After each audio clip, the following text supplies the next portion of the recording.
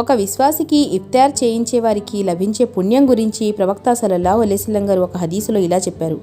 ఎవరైనా ఒక విశ్వాసికి ఇఫ్తార్ చేయించినా లేక ఒక యోధునికి జిహాద్ కొరకు సామాన్లు సమకూర్చినా అతనికి ఉపవాసికి లభించే పుణ్యం ఇంకా యోధునికి జిహాద్ చేయడం వలన లభించే పుణ్యం లభిస్తుంది అని.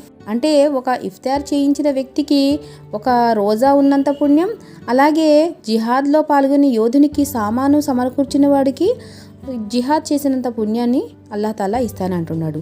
అయితే ఒక విశ్వాసికి రోజా విరమణ చేయించడం అనేది చాలా చిన్న విషయంగా మనకి అనిపిస్తూ ఉంటుంది, కానీ అది అల్లాహ్ తాలా సమక్షంలో చాలా విలువైన కార్యంగా ఇక్కడ చెప్పడం జరుగుతుంది.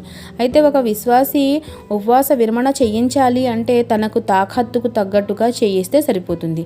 తనకు తలకు మించిన భారంగా చేసుకొని ఒకరోజు 2 రోజులు చేయించి తర్వాత నేను చేయించలేను అనే దానికంటే కూడా తను ఏదైతే తింటున్నాడో దాన్ని ఇవ్వడమే మంచిది.